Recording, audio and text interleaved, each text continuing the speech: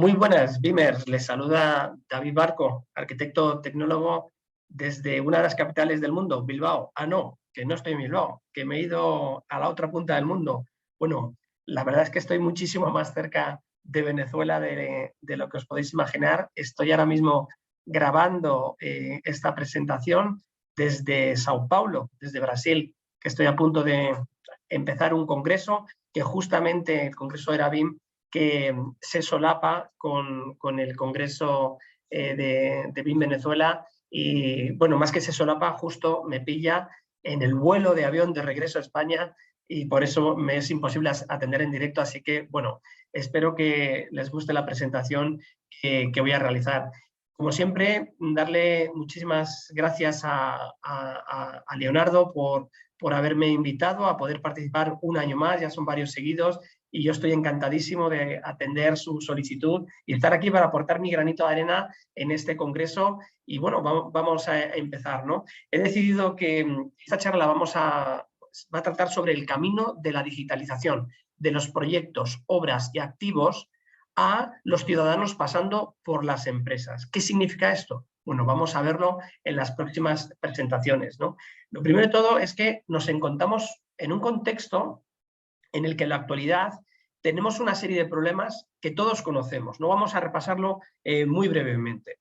Digamos que trabajamos en un contexto de proyectos para construir, para gestionar, que luego todo esto lo van a realizar una serie de entidades públicas y o privadas, pero al final todos los activos que estamos generando están dentro de un contexto urbano que se implementa dentro de las ciudades y en las regiones, ¿no? Todo esto, digamos, tocando las diferentes escalas que podemos tratar, de tal manera que al final, dentro de un proyecto podemos hacer unas mediciones, hacemos unas coordinaciones, generalmente todo en 2D, y eso ya sabemos que genera una serie de problemas, ¿no? Si tenemos que hacer un cálculo, perfecto, se realiza por el ingeniero, por el arquitecto, y ese cálculo está muy bien hecho, pero ¿cuál es el problema? Que si en una siguiente fase se tiene que volver a realizar un cálculo, se repite, no se reutiliza información, ¿no? Esto es lo que comúnmente llamamos los hilos de información, pero que también forma parte de la falta de comunicación o esa comunicación ágil que nosotros necesitamos. Continuos emails desconectados, sin trazabilidad, que no está en un entorno de datos compartidos y, por ejemplo, si pasamos a una fase de activo, pues tenemos que hacer un inventario que generalmente se hace en Excel, que generalmente se hace una persona pasando por un edificio y cuenteando uno a uno los elementos, algo bastante arcaico, que parece que es de hace 30 años, pero que se realiza a día de hoy de una forma absolutamente normal, ¿no? De nuevo, pues si hay que hacer un cálculo, pongamos, de energía en la fase de activos, se vuelve a repetir la misma tarea. Es decir, una tarea que ya se había hecho, se vuelve a realizar. ¿Y esto cuántas veces? Tantas veces como se requiere este cálculo, no se fían de los cálculos previos y se vuelve a rehacer. Otra vez, tiempo y dinero gastado en tareas que se podrían haber reutilizado la información. Desconexiones constantes, siempre mirando intereses individuales frente a intereses comunes, igual que si, por ejemplo, en una actuación urbana se decidiera hacer un cálculo de energía sobre cada uno de los edificios que componen ese barrio, no se buscaría los cálculos que se hayan hecho en el proyecto, sino que, de nuevo, se vuelve a rehacer todos los cálculos, independientemente que haya unos cálculos muy bien hechos por ingenierías, ¿no? Entonces, ahí de nuevo tenemos otro problema de desgaste de dinero, ¿no? Todo esto pues le podemos llamar que hay una desconexión en toda la escala urbana y que, como bien sabemos, todo esto nos ha traído aquí, al día de hoy, en el que sabemos que tenemos una oportunidad de, a través de la digitalización, empezar a coser cada una de estas fases, cada uno de estos problemas que existen, ¿no? Y eso, pues, ¿cómo lo vamos a realizar? Pues, evidentemente, primero, buscando la manera de estructurar la información de una manera mucho más ordenada. Esto no es un trabajo lineal, no es un camino para adelante y a la derecha, sino que es mucho más líquido, ¿no? Como dice mi buena amiga Elena Pla del ITEC, es todo algo que se mueve más, pero que sí que vamos a poder buscar maneras de que todo esto haya un hilo conductor que nos vaya conectando. ¿Cuál es ese hilo conductor? Pues ya lo sabemos, la metodología BIM, metodologías de Facility Management. Al final, lo que tenemos que conseguir es que Nuestro activo, pongamos que es un edificio, tiene un camino de los datos en el cual los diferentes agentes van realizando diferentes tareas en diferentes momentos de toda esta escala lineal de la vida del activo, ¿no? Y entonces lo que estamos haciendo es integrar disciplinas, fases, agentes, bases de datos, procesos, territorios y, por supuesto, personas, ¿no? Y cuando estamos en esa escala del territorio, pues ya tocamos dos ámbitos muy importantes, como es el GIS y lo que vendrá a ser el gemelo digital, el gemelo de ciudad, que tan ansiado y tanto queremos que se empiece a producir de una manera real, pero que todavía estamos en una fase muy temprana, ¿no? Esta cuestión es la que nos ha traído aquí, ¿no? Bueno, antes de continuar, pues hacer una muy breve presentación de mi persona. Soy David Barco, soy arquitecto tecnólogo, director de desarrollo de negocio de Verland. Junto con mi socio Iñaki fundamos esta empresa ya hace bastantes años para dar servicios a las diferentes empresas, a las administraciones públicas, a los entes privados, en todo este camino del dato con diferentes tipos de servicio. Para ello hemos diseñado, hemos desplegado un concepto nuevo que se llama BIMO, Business Intelligence Management Office, y que para nosotros es todas las posibilidades que pueden existir alrededor de ese camino del dato, tanto en la realización de proyectos, en la continuación con la obra, el desarrollo estratégico de diferentes tipos de iniciativas, integración BIM-GIS, desarrollo de objetos BIM, formación especializada, procesos de automatización o programación, ¿no? Y todo eso también con un componente importante de desarrollador digital y con un componente de educación estratégica, que aquí lo desplegamos con uno de nuestros partners estratégicos, que es Boutique School, una academia que seguramente conocéis ya muchos, porque a pesar de que solo lleva 3 años en el mercado, se ha convertido en un gran referente a nivel mundial, ¿no? Todo esto también lo hacemos pues, con un equipo muy importante de casi 20 personas que estamos ubicados en diferentes partes del mundo, con digamos, las sedes centrales en el País Vasco, en Donosti, pero también en España tenemos unos equipos muy potentes en Madrid, en Valencia y especialmente en Tenerife, donde tenemos un porcentaje elevado de personas, ¿no?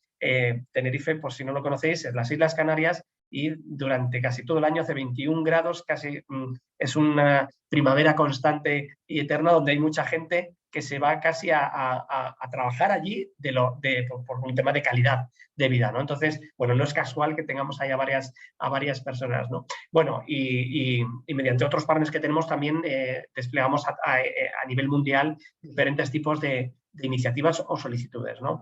Siempre tengo que recordar que, bueno, somos autores del libro Diario un BIM Manager, que es el libro en español más vendido del mundo, y que dentro de muy poquito va a tener a su hermanito pequeño, que va a salir la guía para desarrollar proyectos de instalaciones basados en RevitMap, libro que está totalmente terminado y que estamos en la fase final. Así que, bueno, quería comentároslo como pequeño spoiler de lo que vendrá próximamente, ¿no? Todo esto lo desarrollamos trabajando con clientes, ¿no? Y con ellos también trabajamos la importancia que supone trabajar con el camino del dato, y donde todos y cada uno de ellos tienen su posición, su forma de entrar al dato, su forma de colaborar con el resto de agentes, y que es importante que todos salgamos de nuestro silo, salgamos de nuestro nido para interactuar con el resto de agentes, para facilitar todo ese entendimiento, esa colaboración y mejorar todo ese desarrollo de la información que tenemos que producir en este ciclo de vida de los proyectos, ¿no? Entonces, avanzando con el concepto que tenemos hoy de la digitalización, podríamos resumirlo en una fase, ¿no? Es una oportunidad para la sociedad, una oportunidad para mejorar la vida de los ciudadanos, ¿no? Normalmente seguimos centrados en general en la fase de diseño y construcción. Tiene lógica, porque al final el inicio de un proyecto, que pongamos de un edificio de viviendas, de un hotel, de un edificio de oficinas, nace de un análisis previo o de un estudio de mercado de un cliente, y lo primero que hay es un proyecto, ¿no? Ese proyecto pues luego dará la fase de construcción, y nosotros los técnicos estamos bastante enfocados o bastante empecinados en enfocarnos ahí. Pero todos sabemos también, recordemos que esta presentación que estoy poniendo ahora, estas infografías, convergen diferentes puntos de vista, desde la gráfica de Patrick McLenny, otra gráfica que realizó Fernando Morales de Bin6D y otra gráfica de Martin Richard, pues bueno, todo esto está concentrado de esta manera para que veamos que en la fase, este volumen que está creciendo es porque el impacto de la digitalización que estemos realizando va multiplicando las posibilidades de generar ahorro, de generar productividad para los clientes, ¿no? Para los que están promoviendo todas estas actividades, ¿no? Y es cuando el dato del ciclo de vida de los edificios, es decir, cuando empezamos a analizar los procesos que tenemos en cuenta, tanto en los proyectos, en las obras, como en el mantenimiento, lo empezamos a cruzar con los procesos empresariales y cosemos de nuevo, mejoramos la interoperabilidad de la información en todos y cada una de estas partes, estamos empezando a multiplicar el valor, esa cadena de valor de la que hablamos siempre, de las empresas, ¿no? Ahí estamos hablando de que tenemos que tener claro todos y cada uno de los procesos que desarrollamos dentro de la empresa, cómo inciden con los proyectos, las obras o los activos, y a partir de eso empezamos a realizar una digitalización empresarial para automatizar procesos. A eso le llamamos la integración empresarial. Pero esto no es nada si al final todo este ecosistema acumulado de digitalización lo unimos a los datos que van a venir desde la sociedad, lo sumamos a la gobernanza, a la capacidad de crear políticas basadas en información, no solo en decisiones personales de líderes, sino también en datos concretos que nos está aportando el territorio, la forma de vivirlo, la forma de circular, la forma de consumir energía, etcétera. En ese momento en que coexisten todas estas bases de datos, nos hemos acercado ya a la integración social, a esa tecnología social, y en muchos casos le llamamos el BIM social. Lo que pasa es que al final está el BIM social, el GIS social, bueno, le llamémosle la digitalización social, ¿no? Ahí es donde tenemos que centrarnos y sobre todo especialmente los que tienen más capacidad de liderar todo este proceso, que son las administraciones públicas o las grandes corporaciones sistémicas que tienen gran cantidad de activos o generan una gran cantidad de proyectos, son los que realmente pueden crear más impacto o generar más ahorro, generar más valor para todo este contexto en el que estamos hablando. Todo esto, de nuevo, pues lo podemos articular en esto que estamos denominando el camino del dato, ¿no? Y que poco a poco vamos a ver vamos a ver ejemplos prácticos de cómo podemos generar ahorro cuando integramos disciplinas dentro de los proyectos, cómo cuando coordinamos y colaboramos entre los diferentes agentes también ahorramos ahorro en esas interfaces, ¿no? Teniendo el desarrollo de la información en un Common Data Environment, estamos produciendo una optimización de la información y todo esto va a redundar en facilitarle a los diferentes agentes una mejor comunicación, una gestión documental, un mejor diseño de los procesos, porque ahora ya tenemos sitios concretos donde vamos a saber que la información converge y eso va a facilitar entonces la optimización de determinados procesos y al final también la gestión del dato, usuarios y territorios, ¿no? Entonces, en este sentido, es muy importante analizar que toda la información que vamos a ir recopilando o que vamos a ir desarrollando no se produce de manera aleatoria, sino que se produce de una manera ordenada por los agentes, por un diseñador, por un constructor, en una fecha concreta, con un hito concreto, con un interrogable concreto, ¿vale? Y de forma paralela, esa información, ese modelo de información que estamos generando, a su vez, tendrá una jerarquía, una taxonomía, una serie de datos que ayuden a organizarlo, ¿no? Todos, evidentemente, con esta imagen que estamos viendo en pantalla, con esa jerarquía desde el mundo, desde la escala mayor, el mundo, hasta que llegamos al territorio, ¿vale? Lo mismo sucede cuando entramos dentro del edificio. Al final terminaremos llegando al objeto BIM, que es el que nos va a ayudar a ser esa pequeña pieza de Lego que va componiendo este puzzle que puede tener la escala que nosotros tengamos, ¿no? Y donde además el BIM y el GIS empiezan a tener una interrelación fundamental para mejorar este ciclo de vida de la información, ¿no? Y esto además debe de ir totalmente ligado a las políticas que se están desplegando dentro de los gobiernos. Es decir, las prioridades actuales están alineadas con los objetivos de desarrollo sostenible. Por tanto, el sector debemos de aprovechar toda esta transformación digital que estamos haciendo para ayudar a cumplir esos objetivos de desarrollo sostenible, que son los críticos. Estamos hablando de tener mejores herramientas para poder analizar la economía circular, la reutilización de los materiales, del reciclado, ¿no? De esa optimización de la distribución de materiales, ¿no? Y, por supuesto, todo lo que tenga que ver en minimizar los residuos y tener controlado toda la base de consumo energético, ¿no? La huella de carbono que estamos dejando con toda la construcción. Por lo tanto, qué mejor que un modelo de información del que podemos tener diferentes usos para empezarle a meter también este tipo de datos en relación, ¿no? Al final, cuando vemos estos gráficos siempre pensamos de manera abstracta, ¿no?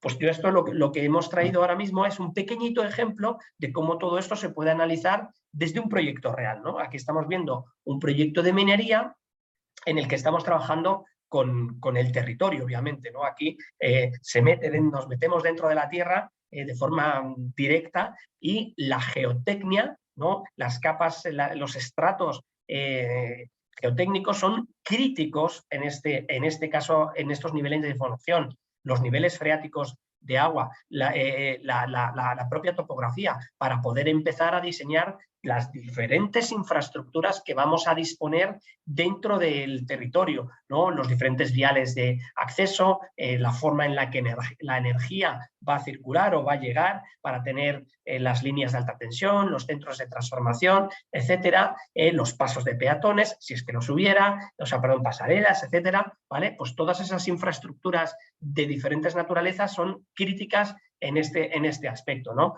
Dependiendo del tipo de proyecto que tengamos, podremos cruzar esta información con mapas climáticos que ayudarán a ver si la eficiencia de energía en ese proyecto es la óptima o no. Si bajamos la escala, pues ya estaríamos a un nivel de urbanización donde ya nos acercamos a los edificios, tenemos esas facilities, esos diferentes tipos de instalaciones y ya vamos haciendo este zoom concreto en el que no podemos obviar que dentro de estos edificios hay procesos. Se producen diferentes tipos de transformaciones de elementos o, por ejemplo, si fuera un edificio de viviendas, también se produce el proceso de entrada, salida, evacuaciones, caminos críticos, caminos accesibles, no accesibles, etcétera, ¿no? Y por tanto, hay también otros procesos no tan complejos como el de una industria, pero sí que son otro tipo de procesos que es importante tenerlos en cuenta, ¿no? Imaginaros la circulación dentro de un hospital, lo crítica que puede llegar a ser el hecho de que un médico tarde 1 minuto o 5 minutos más en llegar desde una punta del edificio a una sala de un quirófano donde una persona está teniendo un problema crítico, puede ser la diferencia entre la vida o la muerte. Con lo cual, estamos hablando de que, aunque sean procesos banales, aparentemente en un tipo de edificios, en otro tipo de edificios esos procesos van a ser críticos porque van a ayudar a optimizar la vida de los ciudadanos, ¿no? Evidentemente, si seguimos bajando la escala, llegaremos a la escala del espacio y, por supuesto, al objeto BIM, que forma parte, que es la esencia de todo lo que estamos hablando. Para poder digitalizar los proyectos y obras, lo que tenemos que tener en cuenta es que dentro de esta primera escala, ¿no? Tenemos que tener en cuenta que somos diferentes tipos de disciplinas las que estamos interactuando y diferentes tipos de agentes y se producen varias fases de diseño básico, diseño de ejecución, licitación, preconstrucción, construcción, entrega, y en esas fases pues también es bastante importante tener en cuenta cómo la información se va a llevar, ¿no?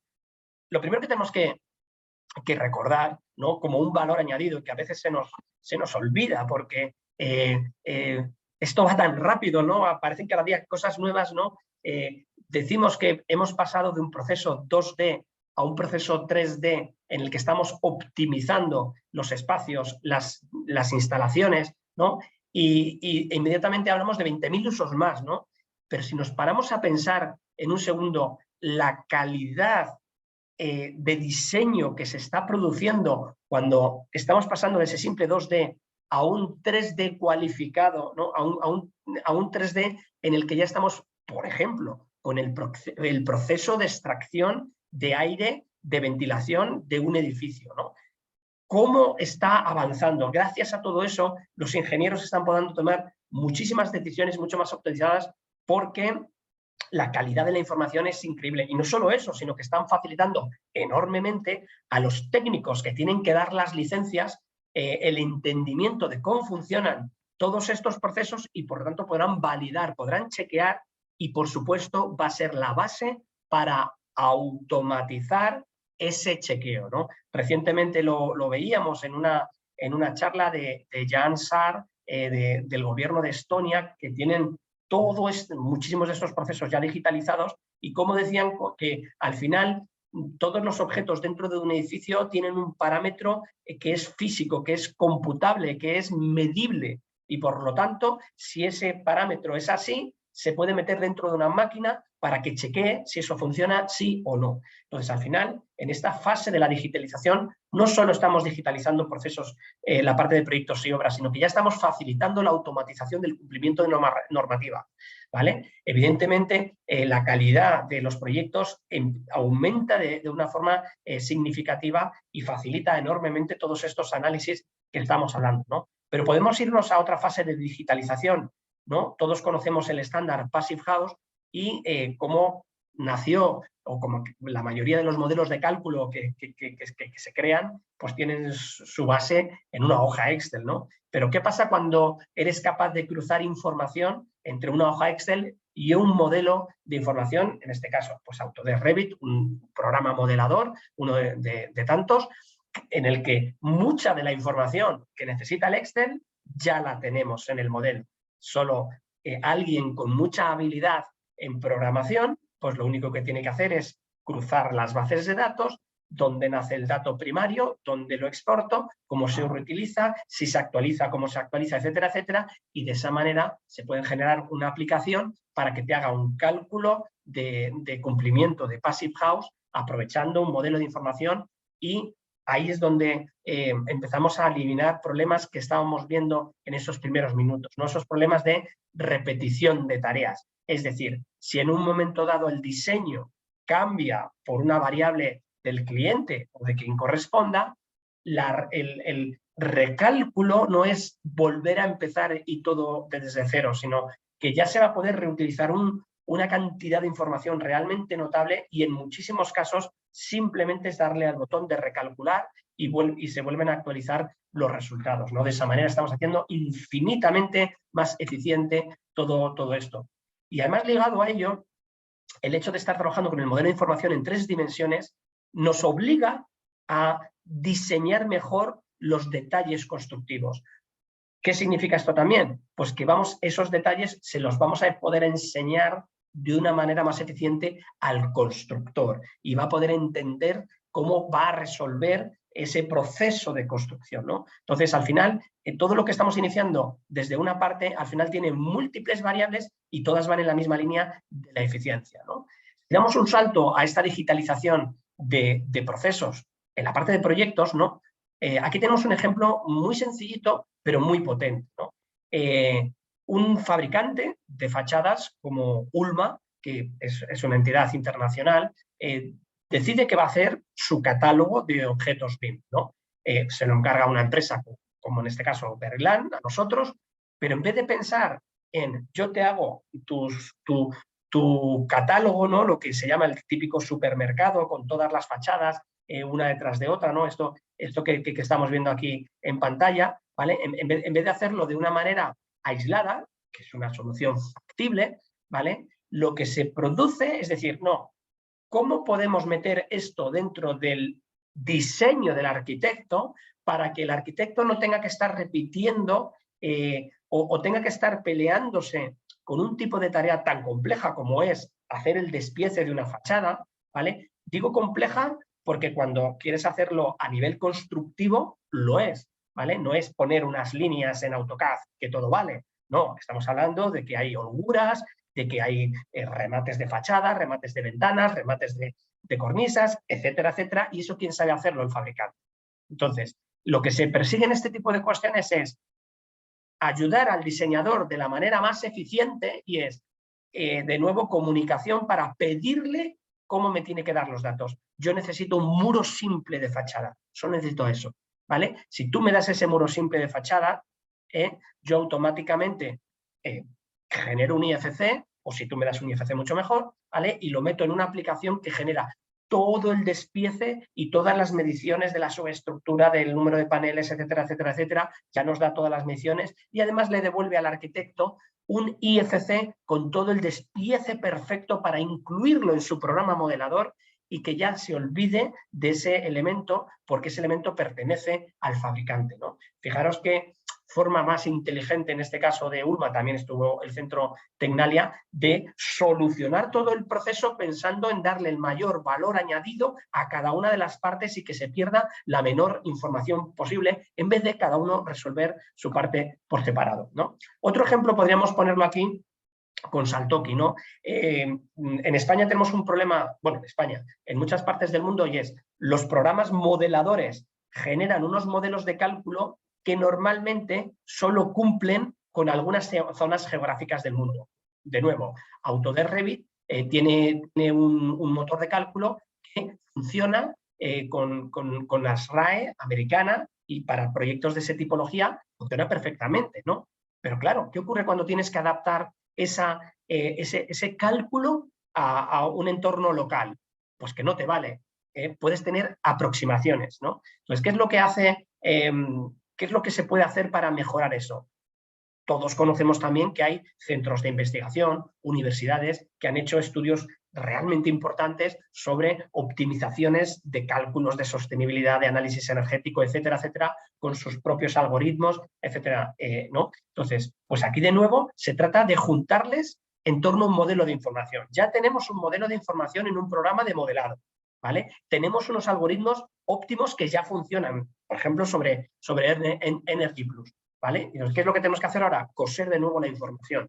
Vamos a buscar la manera de que el diseño que sale de donde sale, de los programas de modelado, ¿vale? Vaya al motor de cálculo, que es Energy Plus, que es de los mejores que existen, pero vamos a buscar ese interfaz intermedio que ayude al técnico, al que de verdad sabe de cálculo energético, a validar si los espacios, si las uniones, si los puentes térmicos, si los coeficientes de transmisión térmica, etcétera, etcétera, etcétera, si todas esas variables necesarias para que pueda calcularlo, me las está dando bien el modelo, ¿no? Y que simplemente me haga una auditoría diciendo, tengo 20 parámetros, 19 están en verde, esto está ok, uno en rojo, le aviso al diseñador que por favor me ajuste este elemento. Entonces, es una manera de optimizar, digitalizar la fase de procesos para reutilizar información, optimizando los cálculos. Este es un ejemplo de BIM a BEM, Building Energy Model, ¿vale? Bien, otra forma de reutilizar la información en estos procesos es el ciclo de vida el análisis del ciclo de vida. Este es un ejemplo de una empresa que se llama InGreen, que es una consultora especializada en civil en España, muy reconocida, tremendamente reconocida, que además está presente dentro del Plan BIM España, etcétera, y que generó este diseño, ¿no?, de cómo integrar la información de un modelo de información con el análisis del ciclo de vida, ¿vale? Con unas fichas tremendamente tasadas, con unos protocolos muy claros, además ya hay un marco normativo tremendamente desarrollado, pero totalmente desconectado, ¿no? Son muchas tablas magníficas, con un nivel de estructuración muy bien pensado, pero ¿de dónde consiguen la información? Pues de una persona que mete los datos a mano. ¿Qué tal si conseguimos de nuevo que salgan desde el modelo, ¿no? Ellos consiguieron que una gran cantidad de información alimentara ese modelo de datos, no consiguieron el 100%, pero avanzaron para poder conseguir esta optimización de la información. Si damos el salto a la digitalización de activos, en este caso se producen otro tipo de problemáticas, generalmente son las de puesta en marcha del activo o la entrega de las build, de los documentos finales de obra, que no se hacen de manera eficiente, ¿no? En este sentido aparecen proyectos como el BIM social de Alokabide. Este no es un proyecto moderno, este es un proyecto de hace 3 años en el que una empresa de gestión de vivienda pública de activos, con casi 17.000 viviendas, de las cuales 7.000 están gestionadas 100% por ellos, tiene que decidir cómo empieza a gestionar a nivel global toda esta cantidad de información pero quiere centralizarla, quiere juntar la información que viene del proyecto, la información que necesita de la gestión de activos con los GMAOs, y para ello, pues, ¿qué es lo que hace? Pues diseñar un protocolo, analizar todos los parámetros que necesita uno por uno y genera toda esa cascada de información. Pero para organizarlo, ¿cómo se hace? Con proyectos piloto. En esos proyectos hace dos proyectos piloto de diferentes tipologías de viviendas, se prueban con diferentes sistemas, se trabaja con COVID, se trabaja con un GMAO IBM máximo, que no termina de funcionar para las necesidades concretas que en ese momento necesitaba Alokabide, y en un siguiente plan se rediseña toda la arquitectura de datos para buscar esa mayor eficiencia en un nuevo proyecto de investigación para tender al gemelo digital. Y en ese sentido se diseña una cadena de valor que os enseñaré a continuación. Otro ejemplo de optimización de activos es el gemelo digital de Cubic, que está diseñado por Centro Tecnológico Tecnalia, en el cual se desarrollan dentro de un edificio, se le intentan dar todos los usos que se le podrían llegar a dar, ¿no? Hasta el de investigación de comportamientos de materiales. Y para ello, ¿qué es lo que se hace? Un gemelo digital 100% con más de 3.000 sensores totalmente conectados con un SCADA, y que lo que permiten es simular todo el comportamiento real del edificio con todas las múltiples variables que pueden existir, ¿no? Este modelo, que no es muy grande, pues tiene, como decía, más de 3.000 sensores y un nivel de complejidad de las instalaciones bastante impresionante, ¿no? Pero Centro Tecnológico Tecnalia lo que ha conseguido es demostrar que todo esto, este gemelo digital, puede llegar a existir de verdad cuando hay una arquitectura de datos muy bien sustentada detrás de ello. Otro ejemplo de optimización de la parte de activos de la digitalización es juntando bases de datos, ¿no? Aquí lo podemos ver en un edificio en el que lo que se hace es juntar varias bases de datos. ¿Cuáles? Una base de datos de territorio, una base de datos de comportamiento, o sea, de tiempo, y el uso que se le está dando internamente, pues todas las estadísticas, toda la sensórica de cómo las diferentes personas que viven en el edificio utilizan los sistemas de climatización, de iluminación y demás, ¿no? ¿Y qué es lo que se propone? Pues partiendo de un modelo BIM que integra la información, que integra los sensores y que integra el software de gestión de toda esta información, lo que hace es ir corrigiendo las desviaciones que el humano no es capaz de realizar. Es decir, el humano dice, quiero poner esto a 21 grados, lo subo a 21 grados, pero él no tiene en cuenta la radiación solar que está teniendo en cuenta. El software sí tiene en cuenta esa radiación solar. Engaña al humano, le dice, sí, yo te lo voy a poner a 21, pero internamente lo está bajando a 18, porque realmente con ese incremento de energía que viene desde el exterior se cumple ese confort térmico deseado. Al final es un edificio cognitivo, ¿no? Digamos, tiene capacidad de ir decidiendo basado en datos, ¿vale? No es alguien que va inventándose las cosas, sino que siempre trabaja en una predefinición que alguien, de nuevo, un técnico, tiene que haber puesto esos estándares de confort térmico para que vayan confluyendo todas estas decisiones, ¿vale? Si vamos a la parte de digitalización empresarial, de nuevo, aquí seguimos sumando capas tecnológicas o capas de información, ¿no? Y aquí los procesos son críticos, ¿no?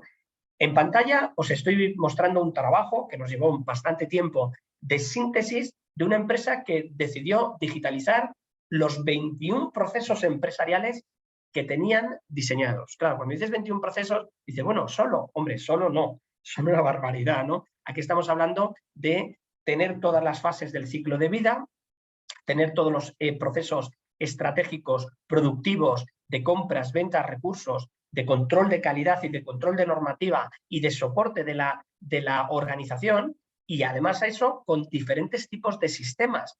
BIM es una metodología, es un sistema que está embebido ahí, pero también está la parte de diseño para fabricación, Design for Manufacturing, control de producto, PLMs, control de clientes, CRMs, control de gestión empresarial, ERPs, contratos colaborativos, IPD, control de recursos humanos, gestión de recursos humanos a través del Lean, control de tareas de organización, etcétera, etcétera, y podríamos seguir de una forma muy desglosada, ¿no? ¿Qué es lo que propone esta empresa? Pues, ¿dónde se produce la mayor cantidad de información? ¿Cuál es el núcleo de la información? Pues todo nace de un producto. Al final, esta empresa es un diseño de laboratorios, todo se produce en el diseño del laboratorio. El diseño del laboratorio lleva asociado modelos BIM y esos modelos BIM se arrastran, ¿vale? Como un documento que lo arrastras en pantalla de copiar de un sitio a otro, pues lo mismo, lo arrastras a un programa y con esa simple acción estás desencadenando los diferentes procesos que estén relacionados con los objetos que tú has puesto ahí. Es decir, que si tú ahí tenías ya un muro que tiene unas subestructuras metálicas, cuando arrastras eso estás diciendo, oye, esto se pone en marcha, necesito estas subestructuras metálicas, voy al almacén, no hay, pues necesito fabricarlos, si hay, cuántos quedan, cuánto es necesario para cumplir con el stock, etcétera. Y todo eso son procesos que son automatizados, porque se sabe cuánto hay en stock, se sabe cuánto se tarda en fabricar, se sabe cuánto cuesta, porque también en ese material también lo tienes todo en la base de datos, y al final todo esto, ¿qué es lo que consigues? Ahorrar por cada uno de esos procesos. Y cada ahorro no es de 1 más 1, es exponencial, ¿no? Entonces, en este sentido, aquí vemos un número que es realmente importante. Este gráfico ya lo presentamos en Autodesk University del año pasado, y era que en 3 años se multiplicó por 3 los ingresos de facturación de esta empresa, ¿no? Cada uno de vosotros podéis tomar una calculadora, tomar vuestro sueldo y multiplicarlo por 3 a ver qué tal os suena. Yo creo que suena muy bien. Bueno, esto es con cifras de 2018. ¿Qué ha pasado en el 2022? Pues en el 2022 la facturación se ha multiplicado por 7 respecto a 2016.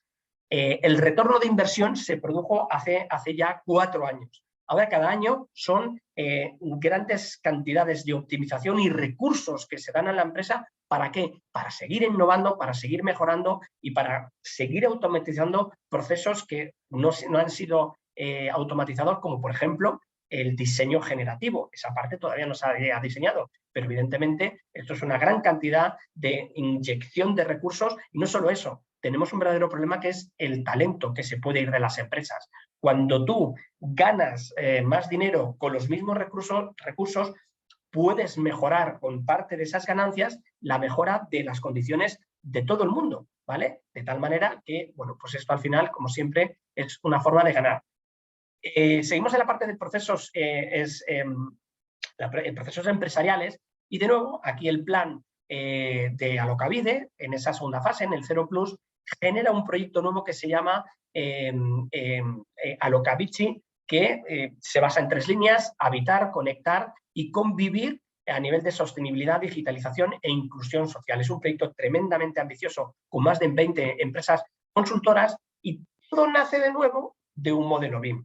En ese modelo BIM, que está totalmente jerarquizada la información, con toda la estructuración que ya dieron resultados los parámetros que se diseñaron en años anteriores, es la cabecera de información. Bueno, este es un activo de los diferentes activos y entonces aquí hay una cabecera. Esta cabecera que tiene datos que lanza información. Tengo un motor visual, obviamente el modelo BIM, pero a su vez tengo diferentes elementos, sensores que están en ese modelo BIM y que los puedo ver en el modelo BIM o en el modelo de instalaciones. Al final lo que estoy es lanzando datos o alarmas, en el caso de que haya algún tipo de problemas. ¿Para qué? Para que un mantenedor pueda tomar decisiones de, tengo una válvula que me da un problema, lo puedo ver en el modelo BIM, sé que es la válvula de la sala de calderas del edificio de Iturricho y puedo actuar rápidamente. Además, como sé el modelo de la válvula, podría pedir una reposición mientras estoy yendo allí a cerrarla y no perder el tiempo. Se puede ir automatizando todas estas solicitudes. A su vez, para que el inquilino también pueda meter problemas que le van sucediendo en el día a día dentro del gestor, el Salesforce. Todo esto totalmente cosido. Y esto sube a un nivel mayor en el que cada uno de los edificios y demás se conectan con un data lake, ¿no? A través de diferentes tipos de sistemas escadas, con un nivel de seguridad realmente importante y también teniendo en cuenta que todo esto tiene que estar integrado con el territorio, ¿vale? Con la parte GIS, que en este caso en el País Vasco se llama GeoEuskadi, ¿no? Y también teniendo en cuenta que todo esto también tiene que tener un componente de la parte de green building, de la parte de sostenibilidad, y es que también de ahí debe salir un pasaporte digital de eficiencia energética, ¿no? Como veis, es un proyecto realmente complejo. Yo es de los más innovadores que he visto en este ámbito a nivel mundial y la verdad es que bueno, el próximo año será un año muy interesante porque se empezarán a presentar muchísimos resultados. Bueno, aquí tenéis algún ejemplo de lo que se está moviendo a nivel de visualización, a nivel de los diferentes tipos de planos que se están dando. A ver, son edificios muy sencillos, que no son hospitales, no son rascacielos, pero bueno, también necesitan de ese nivel de información y sobre todo buscar ese BIM social, que sea para alguien que no está acostumbrado a estas tecnologías, sea fácil y sencillo de poder utilizar, de ver.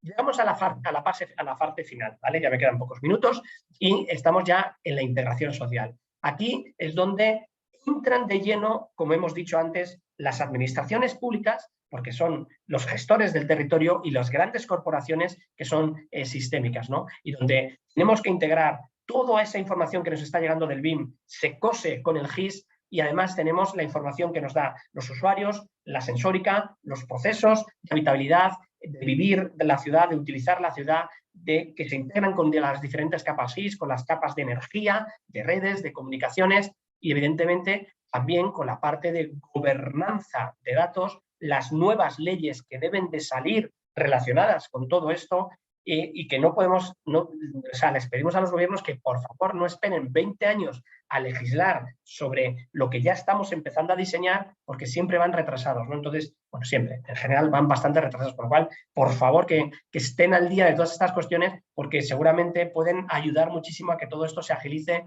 y demás, ¿no? ¿Cómo? Pues poniendo parámetros, indicadores de consumo, los objetivos de desarrollo sostenible se pongan encima de la mesa y se vean cómo cruzar todo esto con las bases de datos que se están generando.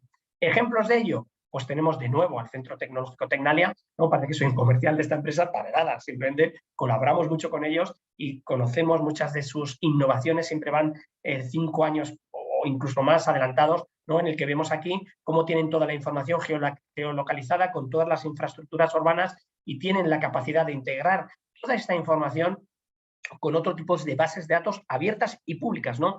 De catastro, de rentas económicas, ¿no?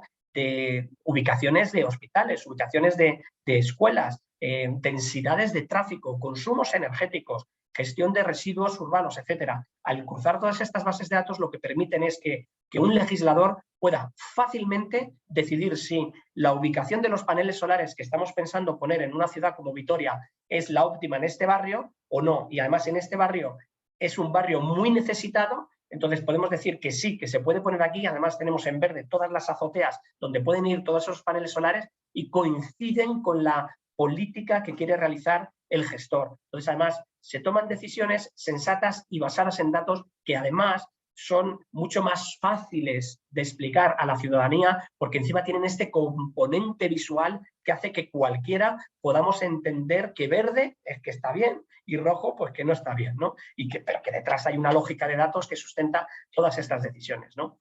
En esta línea están apareciendo nuevas soluciones sociales. Esta es Urbim, ¿no? Que está liderada por una muy buena compañera que se llama María Pascual, y que lleva muy poco en el mercado y que yo os invito a que la conozcáis en profundidad, y que recoge muchísimas de las líneas de trabajo de convergencias de datos, de gestión de activos a escala urbana, integración BIM con diferentes bases de datos para toma de decisiones de gestores o grandes administraciones públicas, ¿no? Un clásico que aunque ya lleve mucho tiempo no deja de estar a la vanguardia en esta convergencia de esta inteligencia social de la que estamos hablando, es BIM 6D, con Fernando Morales al frente, que se adelantó bastantes años en las soluciones y que tiene una visión de ciudad y de integración que es absolutamente envidiable, ¿no? Y desde aquí, pues bueno, agradecerle toda esa desarrollo que realizan, porque al final no dejan de ser los que van delante y nos enseñan, nos ponen mucha luz en muchos caminos que son muy complejos. Y si encima además hacen todos estos gráficos que lo dejan claro, o sea, que hacen que lo complejo sea sencillo de explicar, pues bueno, también lo agradecemos. Yo apuntároslo, BIM 6D, que tiene esa herramienta Power BIM, que es bastante interesante, ¿no? Y termino, después de haber visto proyectos muy complejos, ¿no? Con algo muy sencillo. Un pueblo de menos de 100 habitantes, ¿vale? Un pueblo en el que estamos hablando, en el que con un presupuesto muy bajo, se ha hecho un gemelo digital, se está generando un gemelo digital a través del esfuerzo de dos técnicos muy dedicados y con mucha profesionalidad, liderados por Carlos Guillermo Ramírez.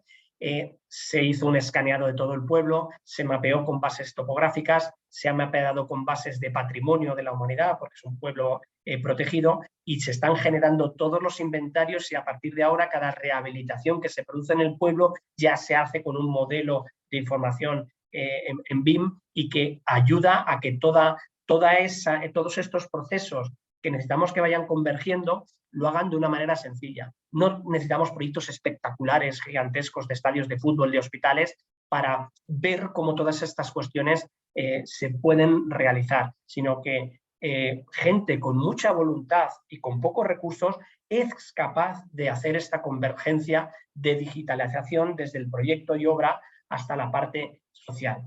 Unas conclusiones finales para cerrar, ¿no? Yo creo que es importante que todos tengamos en cuenta cuando trabajemos que estamos en el ciclo de vida, ¿vale? Y que tenemos que analizar el macro y micro, no solo quedarnos en la parte que estemos trabajando, sino en cómo se enlaza la diferente cadena de valor, integrando personas, disciplinas, procesos, sistemas, ¿no? Donde las administraciones públicas tienen una enorme responsabilidad de liderar el cambio y tener esa cara pública que empuje, creando y que ayude, aplicando, formándose internamente, creando normas, creando legislación que nos ayude, ¿no?, para obtener y llegar a tener el control de todos esos objetivos ligados con el desarrollo sostenible, ¿no?, mediante indicadores de todas estas bases de datos cruzadas, ¿no? Así estamos viendo, esto es un fin social, ¿no? Estamos viendo cómo el BIM tiene ese carácter de visión, de integrar los datos, el ciclo de vida hacia el ciudadano, ¿no? Y todas estas integraciones lo que van a traer son grandes recursos para poder hacer más y mejores políticas, ¿no? Y a mí me gusta, últimamente estoy resumiendo con esta frase, ¿no?, que dice que ser un buen gestor es optimizar los recursos públicos, y con la transformación digital estamos invirtiendo en la sostenibilidad de las próximas generaciones. Muchas gracias, y de nuevo gracias a Leonardo y a BIM Venezuela por permitirme estar aquí un año más.